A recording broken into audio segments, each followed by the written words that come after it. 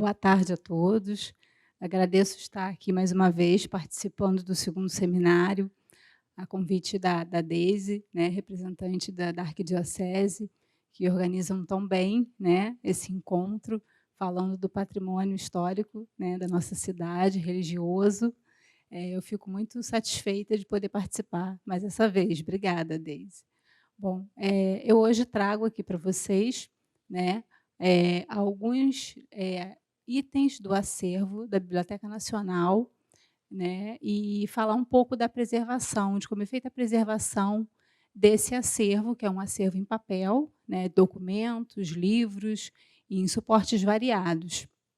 Então, eu coloquei como título da apresentação Bíblias, documentos e livros de ordens religiosas, preservação de obras de cunho religioso do acervo da Biblioteca Nacional. Então, para falar um pouco desse acervo, né, de origem religiosa e que tem toda uma história, um contexto dentro da Biblioteca Nacional.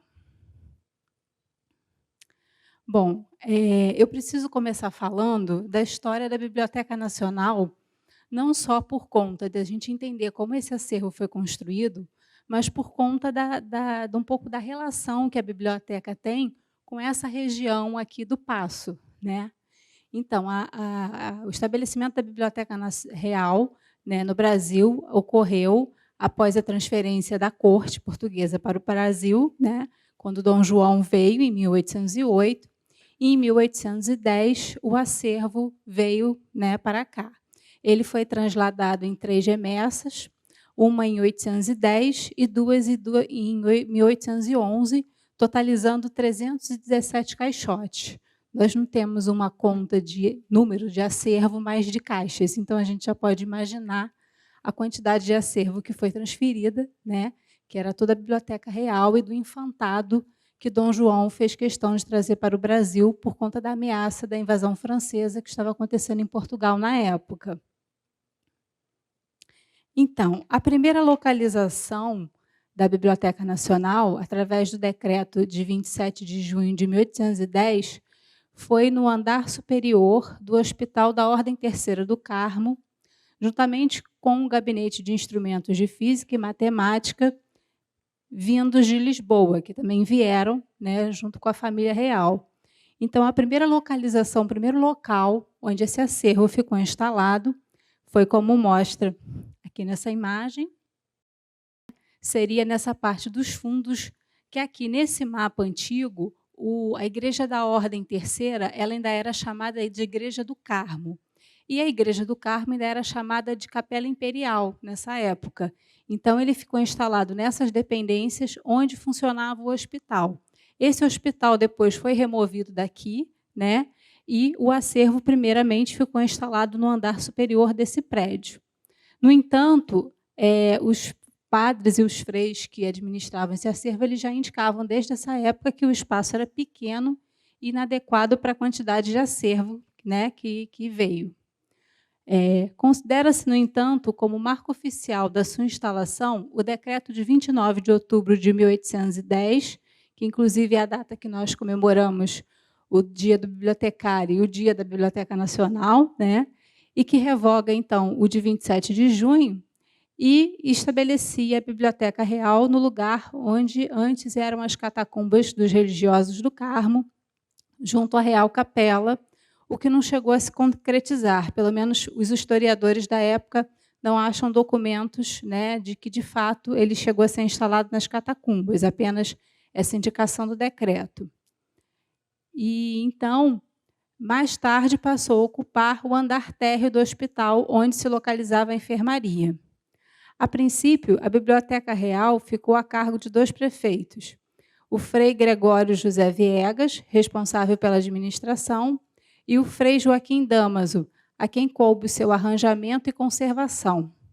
E vindos da Biblioteca do Palácio da Ajuda, um ajudante, o Luís Joaquim dos Santos Marrocos, e alguns serventes que completavam o quadro funcional dos funcionários, então, que cuidavam desse acervo. O acervo era composto de livros de religião, história, filosofia, belas artes e ciências naturais, além de atlas, cartas geográficas, estampas, gravuras, medalhas e moedas. O acervo instalado no Palácio Real da Ajuda dividia-se em duas coleções: a Livraria Real, restrita aos monarcas, e a do Infantado, dedicada à formação de seus filhos. Conforme eu falei, né, foi todo esse acervo que Dom João pediu que fosse trazido para o Brasil. Então, como eu falei, o hospital foi removido do prédio, a instalação se deu em todo ele, né, do acervo, e nos relatórios do Frei Damaso, que nós temos nos anais da biblioteca, já desde essa época, né, como o Frei Mauro falou aqui, dos documentos que relatam, né, que eles tinham esse hábito, eles já tinham esse hábito desde essa época de relatar as condições precárias do prédio, as instalações pequenas para todo o acervo.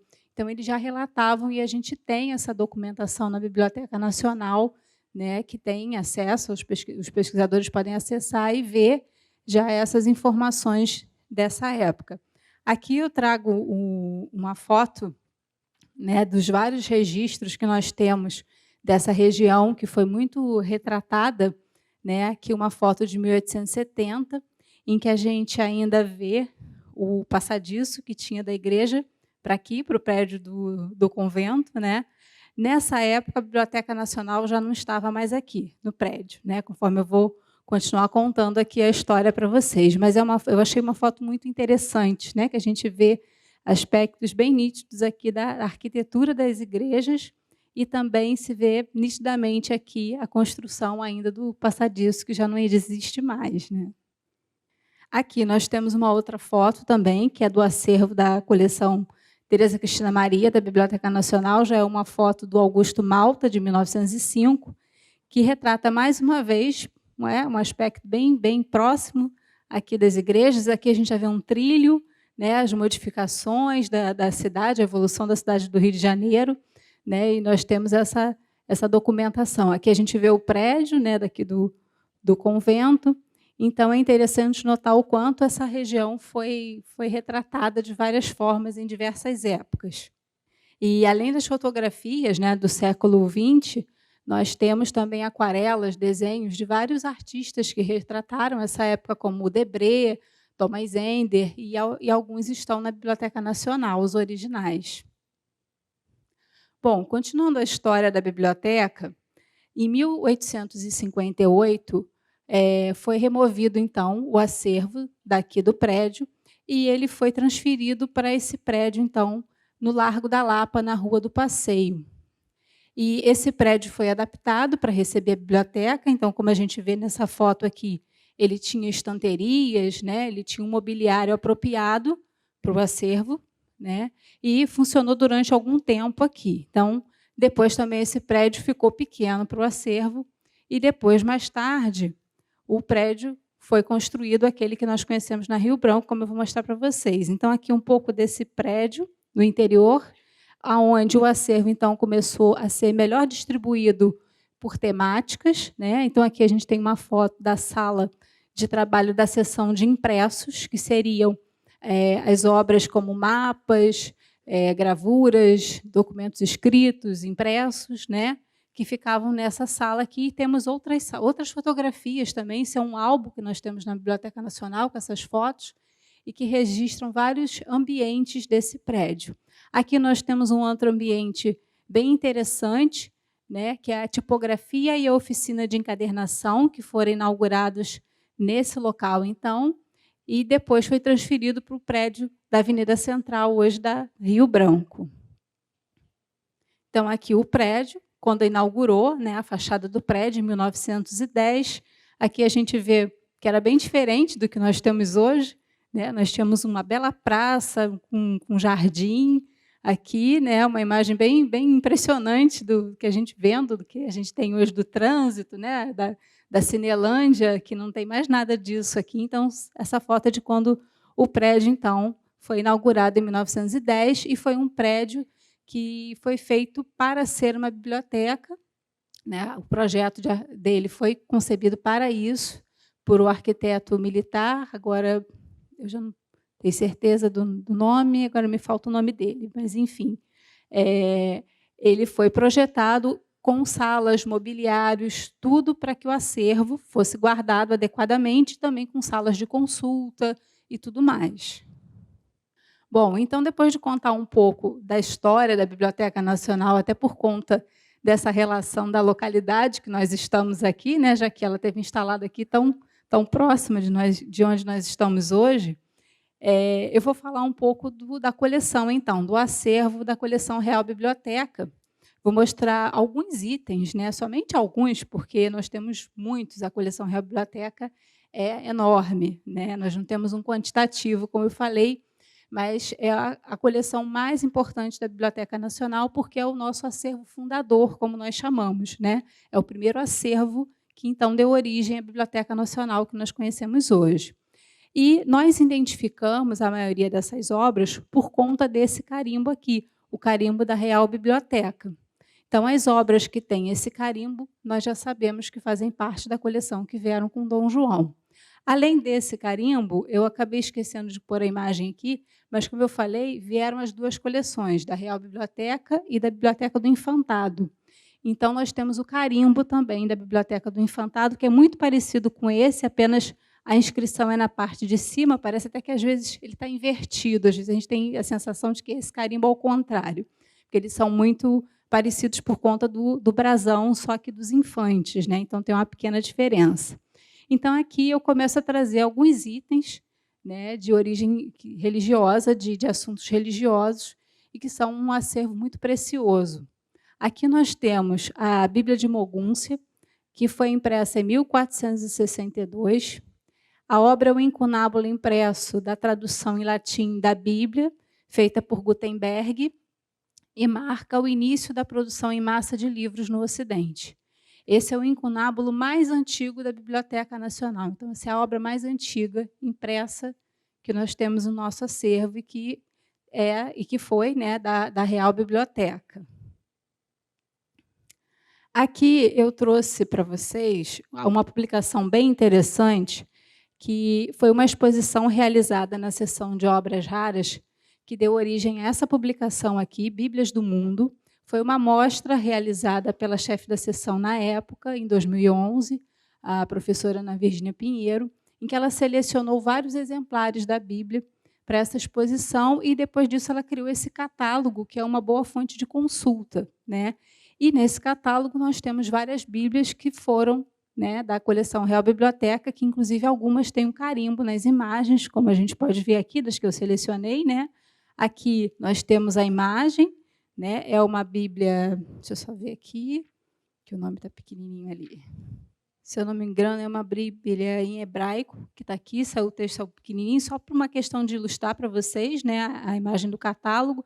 Aqui nós temos uma outra também, né, e com o carimbo. Então, nós temos várias Bíblias que são da coleção Real Biblioteca, né, que são fonte de pesquisa para muitos pesquisadores de várias áreas e por diversos temas de pesquisa.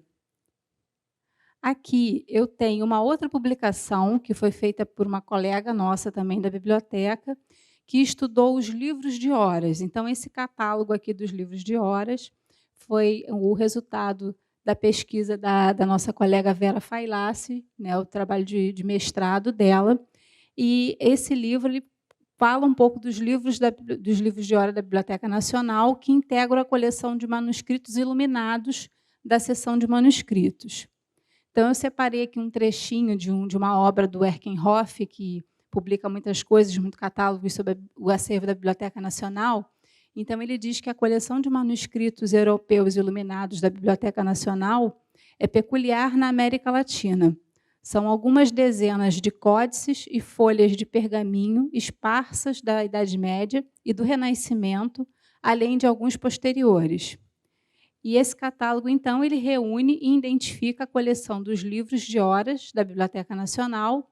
E, embora a coleção abranja 9 livros manuscritos iluminados, aqui são identificados apenas os 8 livros produzidos no século XV. 4 desses 8 livros são provenientes da Real Biblioteca e da Casa do Infantado também, que veio para o Brasil com a família real portuguesa, tornando-se o núcleo inicial da Biblioteca Nacional, como eu falei para vocês. Então, essa obra nós temos ela disponível no site da biblioteca. Pode baixar o arquivo em PDF, nós temos para vender também na nossa lojinha do livro, quem quiser o exemplar físico.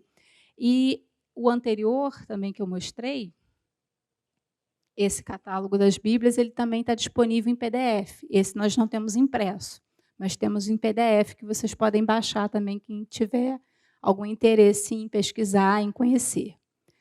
Bom, então, eu separei aqui algumas imagens das ilustrações dos livros de horas. Eu não sei se aqui alguém já teve oportunidade de ver um livro de horas, mas é, de fato, uma obra riquíssima e impressionante.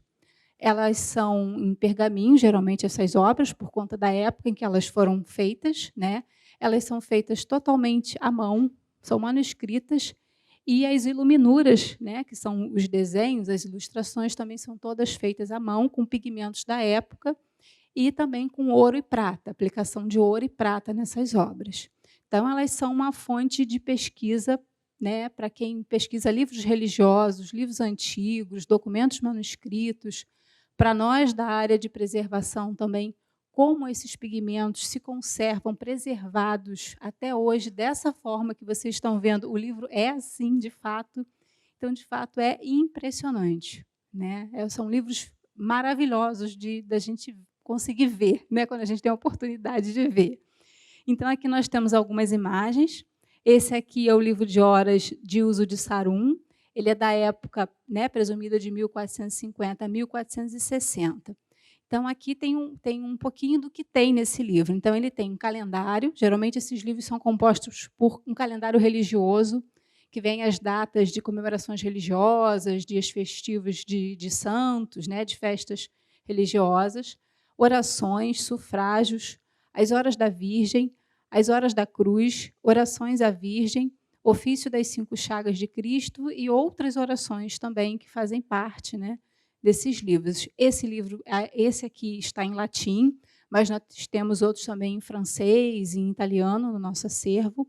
Ele está totalmente digitalizado, então, através da BN Digital, né, que é um link dentro do site da Biblioteca Nacional, a gente consegue acessar ele todo digitalizado, né? Então, essas imagens são de lá, e o link é esse aqui, né, que está, então, na BN Digital. Então, aqui nós temos uma cena que eu destaquei, que é o Martírio de São Sebastião. Então, conforme vão tendo, né, essas partes do livro, das orações, dos santos, eles vão ilustrando com as imagens correspondentes. Então, aqui a gente tem, por exemplo, quando tem alguma coisa relativa a São Sebastião, tem a imagem dele, aqui alguma oração, algo comemorativo ao Espírito Santo. Então, a gente tem, eu destaquei aqui, esse detalhe, né, da imagem ali do Divino Espírito Santo. Aqui mais exemplos, né? Aqui a gente tem a adoração dos Reis Magos, dentro das passagens da vida de Nossa Senhora. Aqui os textos também, para que a gente possa ver como eles são ricamente ornamentados. Aqui as capitulares, né, que são a letra inicial do texto. Aqui uma capitular ornamentada, ricamente ornamentada, né? Toda essa decoração que nós temos em volta do texto. Aqui mais um, não é? Ali é a visitação do anjo, se eu não me engano. Aqui, mesmo na parte onde não tem a decoração ao redor, a gente vê que as capitulares maiores, quanto essas aqui, um pouco menores também, são todas decoradas, todas coloridas. Algumas partes do texto também, que são destacadas em outras cores.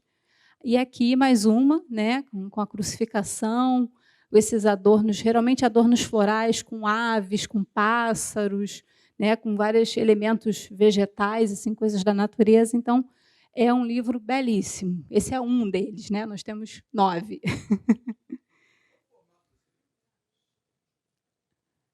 Depois, eles são pequenos, no máximo uns 20 centímetros de altura. Eles não são muito grandes. Porque, como são livros de orações, seriam livros para ser levados, né? Para quando elas vão, por exemplo, pertencia às vezes aos reis, às rainhas, né? Às princesas. Então, elas levavam isso para fazer as suas orações nas capelas, né? Nas igrejas que tinham dentro dos palácios. Bom, então, agora já mostrei algumas das nossas preciosidades, né, dos nossos tesouros aqui. Vou continuar mostrando mais alguns, só que agora eu vou falar mais especificamente sobre a preservação do nosso acervo, né.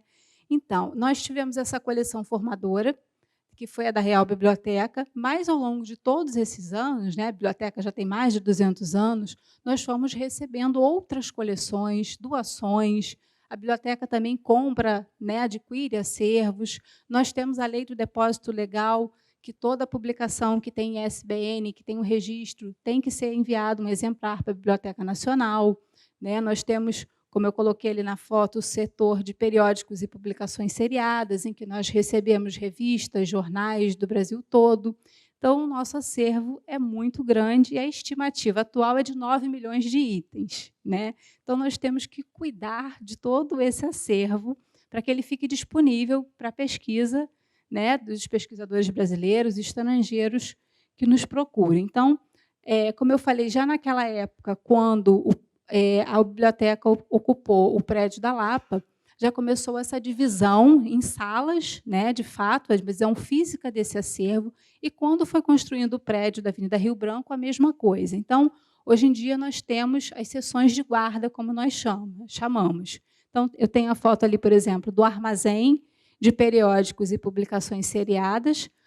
Nós temos 2 armazéns, esse e o de obras gerais, em que nós temos aqui na foto, talvez não dê para vocês verem muito bem, mas nós temos 6 andares aqui de armazém, só desse de periódicos, e do outro lado do prédio nós temos o outro armazém, que é o de obras gerais. Então, em cada braço do prédio, né, temos a parte central do prédio, cada lado, cada lateral são os armazéns.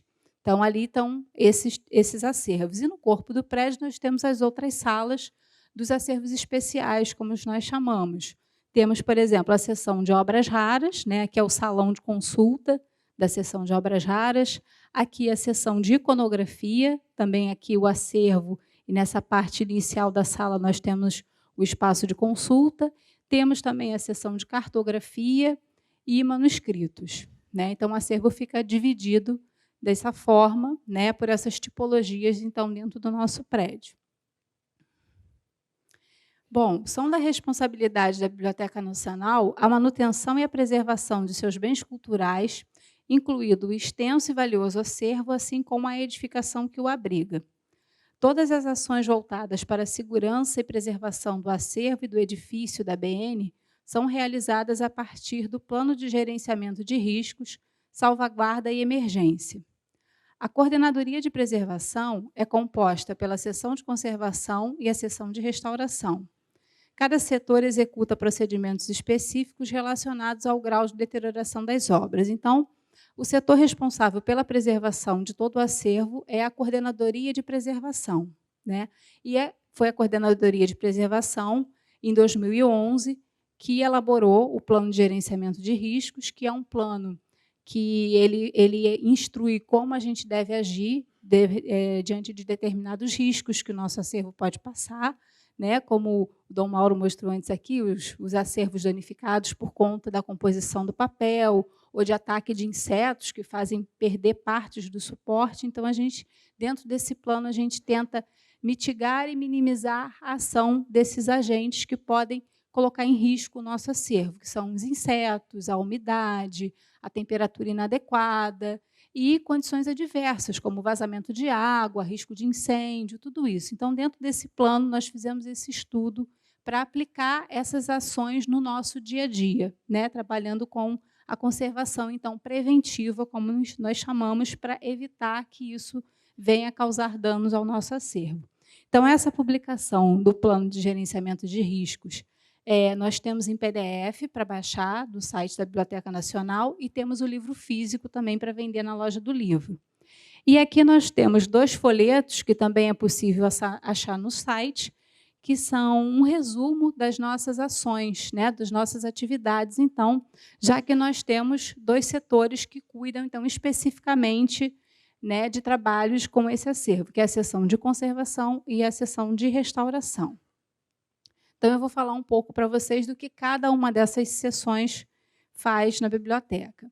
Então, a sessão de conservação, os trabalhos básicos, né, as atividades básicas delas são fazer diagnóstico do estado de conservação do acervo, fazer a higienização do acervo, conservação reparadora e encadernação de obras correntes, acondicionamentos para reduzir os processos de deterioração e evitar novos danos, acompanhamento das condições ambientais através de relatórios climatológicos, com o objetivo de supervisionar a climatização das áreas de guarda das coleções e áreas de tratamento do acervo, que são a seção de conservação, de restauração, de digitalização e microfilmagem. Então, nós dividimos as nossas ações por conta da quantidade de itens que nós temos que tratar.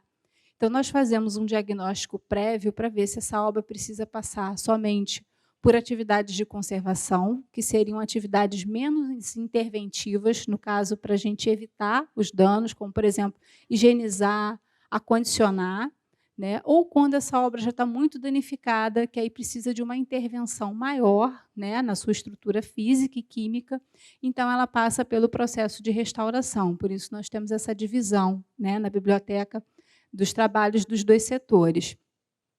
E também a atuação desse setor nesse controle, nesse monitoramento das condições ambientais, que também é muito importante para que a gente evite problemas, né? Então, uma dessas ações que esse setor desenvolve é a conservação preventiva, que abrange, então, todas as coleções que nós temos, independente do seu estado de conservação, e inclui medidas e ações com o propósito de minimizar futuras deteriorações ou perdas. Incluem ações necessárias e ideais de manuseio e guarda, higienização, acondicionamento, embalagem e transporte, segurança, controle ambiental, né, com controle de luz, temperatura, umidade, poluição atmosférica e controle de pragas, segurança, plano de gerenciamento de riscos, treinamento de pessoal, embalagem e transporte de obras para exposição. Então, esse é todo o trabalho que a seção de conservação, né, executa no nosso acervo. Aqui eu trouxe algumas imagens mostrando um pouco, né, dos trabalhos, das atividades do setor.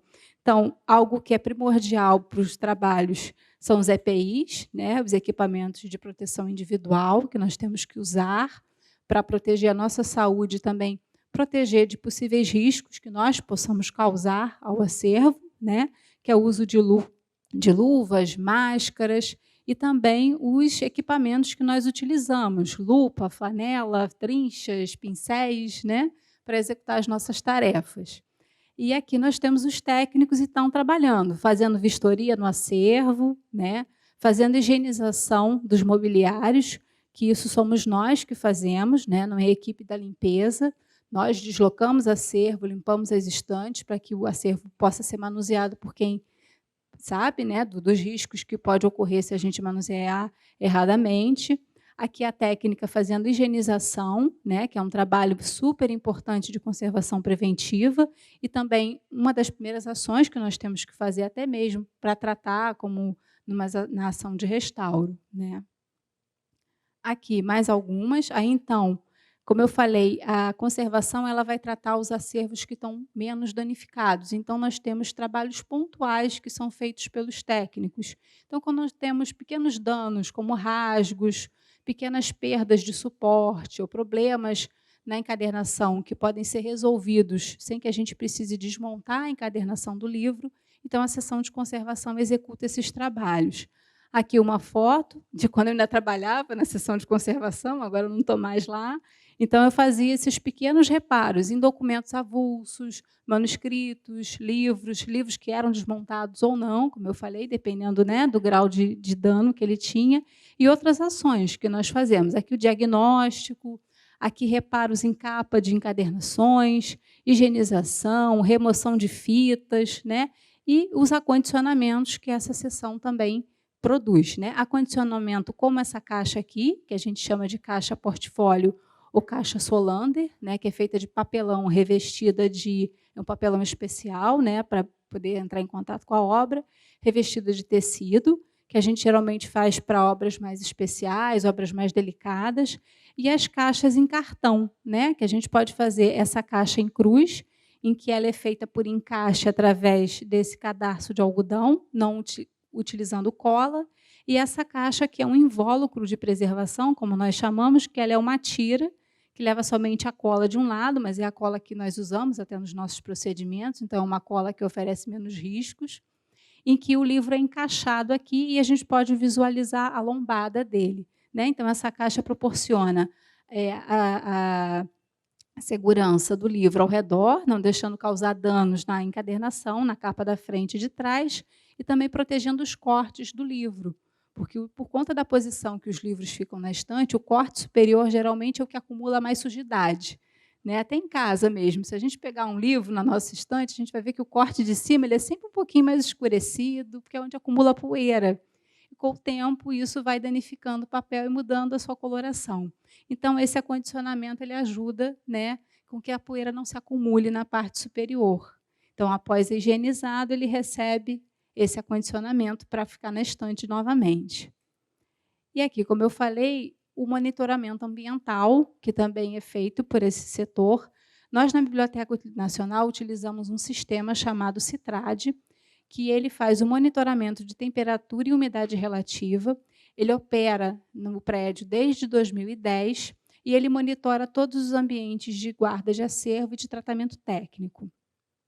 Ele é considerado uma questão prioritária porque essa ação ela está diretamente ligada aos agentes de deterioração do acervo que constituem potenciais riscos químicos, físicos e biológicos para os nossos itens. Então, é um software, né? O CITRAD é um software que fica instalado num computador da nossa seção, que trabalha exclusivamente, né, para isso. E nós temos os sensores, aqui nós temos as caixinhas de sensores e temos um pequeno sensor que foi instalado em todas as áreas de guarda, e o sistema vai trazendo aqui para a gente, nessa tela, as áreas de guarda e aqui o indicativo de temperatura e umidade relativa em tempo real. Vai aparecendo para a gente. E o próprio sistema emite um boletim, um relatório, que a gente pode fazer semanal, quinzenal ou anual, conforme a gente queira fazer. Né? Então, no caso, a gente faz um controle mensal, em que a gente faz uma avaliação mensal de como está a temperatura e umidade em todas as nossas áreas de guarda e também nas áreas de trabalho técnico, que são os nossos setores de conservação, restauração e digitalização. Bom, passando agora, então, para as atividades da área de restauração. Então, eu enumerei aqui as nossas principais atividades técnicas, que, como eu falei, são mais interventivas. Da mesma forma, a gente faz uma avaliação do estado de degradação, onde a gente preenche uma ficha diagnóstico da obra. A gente faz a documentação fotográfica, que é muito importante a gente documentar como a obra chega e depois como ela fica finalizado o trabalho. E, no caso de livros, nós fazemos o desmonte da encadernação, quando essa encadernação tem algum problema estrutural, alguma perda, algum problema em que a gente precise restaurar a encadernação. E aí nós fazemos, então, a limpeza mecânica, o teste de solubilidade, os tratamentos aquosos, que são banhos de limpeza e desacidificação, reconstituição do suporte através da máquina obturadora de papel e a encadernação e o acondicionamento. Aqui eu trago algumas imagens, então, para mostrar esses procedimentos. Então, aqui uma mesa de trabalho, né, com o livro, sendo desmontado, sendo higienizado, separado cada parte, né, de acordo com o trabalho que já foi realizado. Aqui a técnica fazendo a higienização dele. Aqui, quando tem que fazer o desmonte da lombada, da capa, e a gente ainda tem cola, então a gente precisa remover essa cola da lombada para soltar a lombada ou os resquícios que ainda tem dela, né, para que a gente possa recuperar ou guardar de testemunho. Aqui o preenchimento da ficha de desmonte, né, que, como eu falei, nas obras encadernadas, quando a gente faz esse desmonte, depois faz a encadernação novamente, a gente precisa mapear como esse livro foi organizado, porque os livros antigos eles eram organizados em cadernos, né?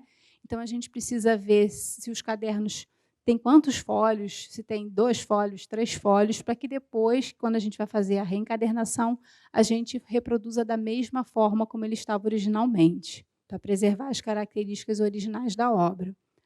Aqui o teste de solubilidade, que é o teste que nós temos que fazer nas tintas de que a obra é composta, tanto as tintas impressas quanto as tintas que são utilizadas nas decorações, em textos manuscritos, porque se essas tintas elas soltarem, elas se solubilizarem com os materiais líquidos que nós vamos usar, por exemplo, aqui a água e o hidróxido, né, que é o produto químico que nós utilizamos na desacidificação. Então, a gente tem que tomar certos cuidados. Então, certos procedimentos, às vezes, não podem ser feitos, ou técnicas diferentes precisam ser empregadas para que a gente possa fazer esse tratamento. E aqui o tratamento aquoso, então, que são os banhos, né? O banho de limpeza e o banho de desacidificação, que a gente já usa o produto químico junto da água deionizada. E como vocês podem ver aqui na imagem, a coloração da água, né? Porque essa acidez que fica no papel, quando a gente faz o banho, uma parte dessa acidez vai sair na água. Então, a gente vai ajudar a tirar essa carga ácida, né, que é uma decomposição natural do papel, da celulose, de um modo geral, e a gente diminui essa carga ácida. E quando a gente faz esses banhos, né, às vezes usando o produto para ajudar a tirar mais a carga ácida, depois nós fazemos o banho de alcalinização, com um produto alcalino, para então dar novamente uma reserva alcalina ao papel, para que ele tenha mais durabilidade, mais flexibilidade, fique melhor o manuseio dele, né? E ajude também na sua preservação. Nós temos a parte da reconstituição do suporte, como eu falei. Aqui é a nossa máquina obturadora de papel, né? Então, esse procedimento nós fazemos na sessão de restauração por conta do tipo de acervo danificado que nós tratamos. Nós temos muito problema na Biblioteca Nacional de acervos que foram atacados por insetos, né? Vocês veem todo esse trajeto do nosso acervo, vários lugares inadequados por onde eles passaram. Então, alguns foram muito atacados por insetos, e nós tivemos muita perda de suporte nesses livros. Então, fica praticamente inviável um técnico fazer manualmente o preenchimento dessas folhas. Ele levaria mais de um ano para restaurar um livro, dependendo do porte do livro, né? Então, a máquina obturadora de papel ela vai nos auxiliar nessa reconstrução do suporte, porque ela vai trabalhar com a fibra de celulose, né? Aqui a técnica está medindo na balança, né? Então, nós temos um cálculo para trabalhar com essa fibra na máquina obturadora de papel. Nós temos as colorações também, porque a gente tenta fazer o mais próximo da coloração do suporte. A gente trabalha com uma fibra de celulose purificada e mais pigmentos próprios para papéis, que não vão causar nenhuma interferência, né, nesse processo. E, então, ele é colocado na máquina obturadora, e essa fibra é colocada, ela trabalha com água deionizada também, como nós utilizamos nos banhos, e essa polpa de celulose é colocada, e no processo que a máquina faz, né, que ela enche de água, nesse reservatório aqui onde nós colocamos a folha a ser restaurada, ela enche de água, nós colocamos a fibra, e depois ela faz a sucção. Quando ela faz a sucção da água com fibra, essa fibra vai se depositar apenas nas áreas de lacuna. Por isso, nós fazemos um cálculo de quanto a gente precisa colocar. Porque se a gente colocar fibra demais, a fibra vai se depositar sobre as áreas do papel, de texto, de imagem, né? Então, a gente precisa fazer um cálculo para não colocar nem de mais, nem de menos, e essa fibra fazer, então, o preenchimento das áreas de lacuna.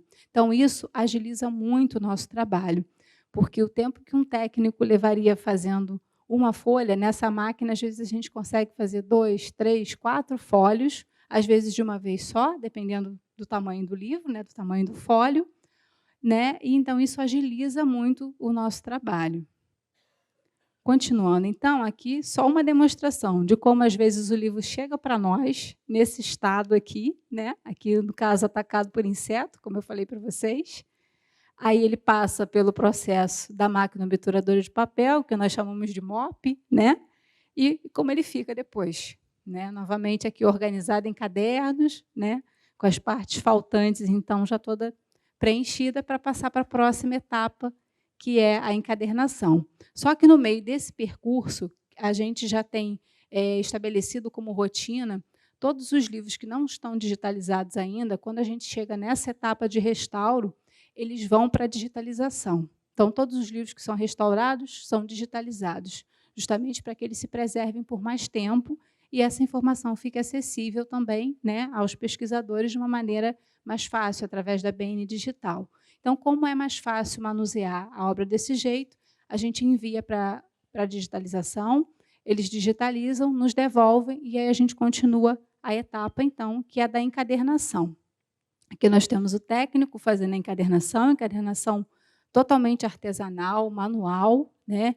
Então, nós temos duas questões em relação à encadernação. Algumas obras, como aquela que eu mostrei anteriormente, às vezes chegam para a gente sem encadernação. A gente não tem informação nenhuma de como era a encadernação daquela obra, porque ela já se perdeu. Então, nós fazemos a encadernação que a gente chama de preservação. Em outros casos, nós temos a encadernação, mas ela já está tão precária e com tantos danos que ela não cumpre mais a função dela, que é de proteger o livro.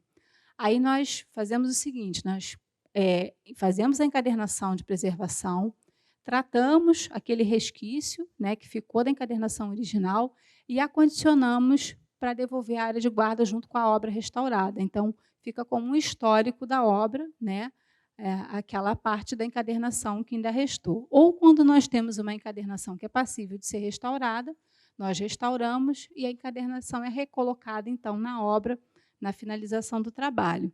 Então, essa aqui é a encadernação é feita em pergaminho. Nós temos dois modelos que nós chamamos de encadernação plena e encadernação espinosa. Nós temos essa diferença, porque a encadernação espinosa, a gente vai ter a lombada feita em couro alumado, e encadernação plena é uma pele de pergaminho inteira que faz a capa do livro. Nós temos essa diferença por conta do tamanho da pele, que nem sempre a pele vai ter todo o tamanho que nós precisamos para fazer todo o invólucro do livro. Então, em obras de maior porte, nós precisamos fazer a lombada de couro e as duas capas, então, em pergaminho. Aqui o técnico fazendo, então, o cabeceado, que é um cabeceado feito manualmente também, geralmente com duas linhas, cada uma de uma cor, para ficar decorado aqui, que é até um estilo mesmo desse tipo de encadernação. E nós temos um manual que foi publicado, que está aqui, eu coloquei a capinha dele aqui, esse manual da encadernação flexível em pergaminho para obras raras restauradas. Essa encadernação ela foi estudada durante muitos anos por vários técnicos que se especializaram em encadernação da Biblioteca Nacional, até a gente chegar nessa metodologia, né? E a nossa colega que se aposentou há alguns anos atrás, que estudou muito sobre encadernação, a Tatiana Ribeiro Cristo, ela produziu esse manual para que ficasse registrada a técnica de como nós fazemos. Então, como é uma encadernação totalmente artesanal, ela tem várias etapas que precisam ser feitas, o preparo dos materiais, né, tem todo um procedimento técnico para executar esse tipo de encadernação. Então, esse manual ele é um passo a passo mesmo para que a gente possa produzir. Então, quem já entende de encadernação vai ajudar muito, porque a pessoa pode tentar ir produzindo protótipos, né, para chegar a uma habilidade para fazer uma encadernação como essa, e até mesmo com outros materiais. Por exemplo, nós utilizamos pergaminho, mas tem pessoas que fazem ela de uma forma artística, que utiliza papéis especiais, tecido, outros materiais para fazer a encadernação, que também é possível, né? E aqui, um acondicionamento que também nós produzimos, principalmente para as obras raras, né, que é a caixa portfólio, como eu mostrei anteriormente, que a conservação faz, e nós também fazemos para o acondicionamento. Bom, então aqui eu trago mais uns exemplos de alguns livros que estão em procedimento técnico com a gente, né? Livros religiosos, que nós tratamos muitos lá. Então, aqui nós temos essa Bíblia em latim, que está em processo de restauro conosco, né? Já foi feito o diagnóstico dela, então ela aqui ainda está montada, ainda está com a capinha dela original, né? Aí nós temos carimbos, inscrições, então a gente vai percebendo todos esses detalhes que a obra tem e vamos colocando na ficha de diagnóstico para depois começar o tratamento. Aqui, uma obra que já está restaurada, né? O suporte já está restaurado, falta encadernar. É uma obra de São Tomás de Aquino, de 1497. Abaixo a gente tem uma obra de São Jerônimo, também de 1497, já restaurada. Aqui nós temos um missal romano, de 1756. Esse aqui é o caso, como eu falei para vocês, que ele tinha encadernação em couro original, né? Tinha algumas partes faltantes aqui da lombada, a capa estava um pouco danificada, né? Aqui a parte do dorso dele estava solto, né? A lombada estava solta do miolo do livro, e após o restauro ele ficou então assim, o couro foi feita uma nova parte em couro aqui, né? Foram feitos os tratamentos, as intervenções, os enxertos aqui na capa, e depois de restaurado, encadernado novamente, e ficou, então, com esse aspecto. Bom, além dos nossos tratamentos técnicos que nós fazemos no acervo, nós desenvolvemos pesquisas também sobre determinados itens, como eu falei, nós temos muitos itens preciosos, né, como os livros de horas e outros mais.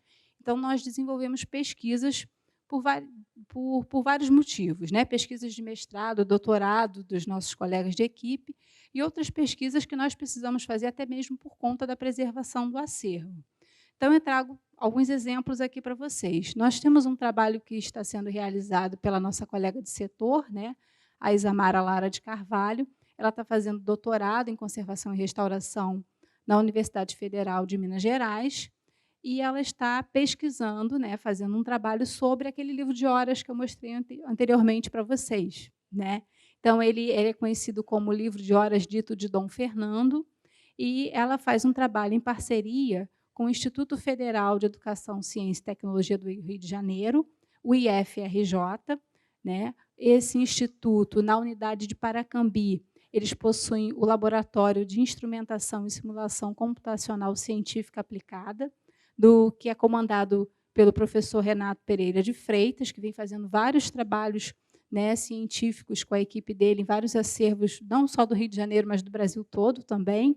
Então, ele está fazendo várias análises físico-químicas dos pigmentos e da tinta de que é composto esse livro de horas, que é o trabalho da Isamara, em prol da preservação, né, desse material. Então, ali nós temos os equipamentos, XRF, Raman, né? Esse laboratório do professor Renato é um laboratório móvel, então ele tem a possibilidade de levar esses equipamentos para as instituições. Então, é aqui a nossa sala, né, nosso setor, ele levou os equipamentos, além de microscópios e computadores também, para fazer, então, essas análises. Nós temos um outro trabalho que já é desenvolvido há bastante tempo, que é a conservação e acondicionamento das bulas papais com selos pendentes de chumbo, que é um acervo da seção de manuscritos. Esse nós fazemos através da cooperação técnica que nós temos com o Museu de Astronomia, né? O professor Marcos Granato, que é especialista em conservação e restauro de metais, é quem nos presta essa assessoria por conta dos selos pendentes em chumbo, que é um material muito específico, né? Não faz parte do nosso estudo, né? Então, nós temos o auxílio dele para fazer a preservação desses selos pendentes. Então, são bulas papais, né? Nós tratamos, no caso, de 4 bulas papais que têm esses selos pendentes, e nós temos um livro também, que é uma executória, e que também tem o selo à parte que precisa ser preservada. Aqui nós temos uma foto. A bula papal, né, a que eu me refiro, elas são feitas, o suporte é feito em pergaminho e ela é manuscrita, né? E abaixo fica, então, um cordão onde é preso o selo de chumbo. Aqui, alguns procedimentos que foram feitos, né? Foi feita a limpeza da carbonatação, que é uma reação da oxidação do chumbo. Foi feita com aplicação, e também foi feita a aplicação de cera microcristalina, que é uma camada de proteção que a gente aplica para retardar a próxima carbonatação desse material. E nós desenvolvemos um acondicionamento, então, através de pesquisas com o auxílio do professor Marcos Granato. Nós chegamos a essa caixa de polipropileno, onde as bulas são guardadas. Então, nós fazemos um suporte, né, em etafon, que é recortado do tamanho da bula, então a bula fica encaixada aqui. O selo pendente não pode ficar acondicionado livremente aqui, então nós temos uma caixa de acrílico, que ela é cortada, por onde passa o cordão, o selinho fica ali dentro, guardadinho, então, isolado da bula. E nós fazemos o controle da umidade dessa caixa com sílica gel. Então, esse material que vocês estão vendo aqui, ó, essas almofadinhas, são almofadas de sílica gel. Aqui é a sílica que foi retirada, então essa sílica está cor de rosa, porque ela já está saturada de umidade, então nós fazemos a troca e ela seca é da coloração azul. Então, todo mês nós fazemos a troca da sílica gel dessas 4 caixas das bulas papais, né? E aqui nós temos o livro da executória de Carlos V, que aí ele já tem um acondicionamento em caixa de filifold e o selo dele é guardado no outro acondicionamento à parte. E um outro trabalho também que foi realizado, né, dentro do nosso setor, por conta, né, da natureza dele, mas que não foi feita por uma pessoa da Biblioteca Nacional, mas foi feita por uma professora que se candidatou à bolsa do Programa Nacional de Apoio à Pesquisa, que é a Bolsa PNAP, que é feita pela Biblioteca Nacional. Então, um pesquisador se candidata com um projeto e ele tem 1 ano para realizar essa pesquisa no acervo da Biblioteca Nacional. Então, a professora Isolda Maria de Castro Mendes, que é da UFMG, ela é do Departamento de Química de lá, ela desenvolveu essa pesquisa, que é Pigmentos sobre Papel, a materialidade como ferramenta da história da arte e conservação. Ela fez esse trabalho em 2022, então esse trabalho dela já está disponível também, ela já publicou artigos que ela me falou e tudo sobre essa pesquisa. E ela fez uma pesquisa muito interessante sobre livros de compromisso da Biblioteca Nacional. Eu, particularmente, nem sabia que nós tínhamos. Através do trabalho dela é que eu fiquei sabendo que nós tínhamos. Esse livro ele é de 1740, né? É o livro de compromisso da Irmandade de Nossa Senhora do Pilar. Ele já foi feito aqui no Brasil, né? E ela faz um comparativo nesse trabalho dela, porque ela analisa como esse livro foi feito, os pigmentos, né? A tinta de escrita, que é a tinta ferrogálica, e ela compara com um livro que ela também achou do nosso acervo, que é esse aqui, Prendas da Adolescência ou Adolescência Prendada, com as prendas, artes e curiosidades mais úteis e deliciosas estimadas em todo o mundo, que é uma publicação de José Lopes Batista de Almada, de 1749. Então, esse livro é como se fosse um manual para as moças, que ele ensina a bordar, pintar, encadernar. Várias coisas são ensinadas, as técnicas nesse livro. E ela achou paralelos, né, das técnicas com a produção da mesma época, né, porque esse livro foi produzido em 1740 e esse manual foi publicado em 1749. Então, nessa época, existiam esses manuais que ensinavam essas técnicas artesanais, né, digamos assim. E que, provavelmente, esse livro pode ter sido consultado para que esses livros de compromisso fossem produzidos, né, no mesmo período. Então, a professora Isolda faz uma análise no trabalho dela sobre as técnicas que são ensinadas, né, no livro Prendas, com as técnicas utilizadas nesse livro de compromisso, então, da Irmandade. É um trabalho bastante interessante. E o exemplar da Biblioteca Nacional, pelo que ela me disse, é o único exemplar completo que se tem no Brasil, porque ela já achou ele digitalizado, mas incompleto. Então, na Biblioteca Nacional é o único lugar que nós temos o livro Prendas completo, a publicação completa. E aqui são algumas imagens, então, do trabalho da professora Isolda, né, da publicação dela. Então, esse aqui é o frontispício desse livro. Assim como o livro de horas, ele é magnífico. Ele tem partes, né, dos pigmentos que eram utilizados na época, eles têm aplicação em ouro, em prata. É uma coisa assim linda, muito linda de se ver, né? Então, com os equipamentos que o professor Renato também foi o mesmo professor que fez as análises para ela, os equipamentos, né? Ele fez o mapeamento e a identificação da composição química desses pigmentos, né? E esse foi o trabalho da professora Isolda, até mesmo para ela comparar pigmentos de época com pigmentos atuais, que ela achou ali resquícios, que são pigmentos mais recentes que indicam que houve intervenções de restauro em algumas áreas de pintura. Então, ela conseguiu identificar isso no nosso livro, que nós não sabíamos, nem sabemos quando houve essa intervenção, né? Mas, através dessa técnica da composição química dos pigmentos, a professora Isolda foi capaz de sinalizar para a gente que algumas áreas já tinham sido retocadas por conta da composição, né? Aqui nós temos a folha de rosto. Essa aplicação que vocês veem aqui ao redor é em prata, que já está um pouco oxidada, né? Já está deteriorada, mas é prata, ela viu pela composição química. Aqui é um desenho que está colado atrás da capa do livro, um desenho feito a grafite, né, de um altar de Nossa Senhora do Pilar. Ali os técnicos, a equipe dela trabalhando. Né? Então, nós tivemos a oportunidade de acompanhar um trabalho muito interessante que foi realizado por ela dentro dessa bolsa, né, que ela recebeu da Biblioteca Nacional. Bom, eu encerro por aqui a minha apresentação.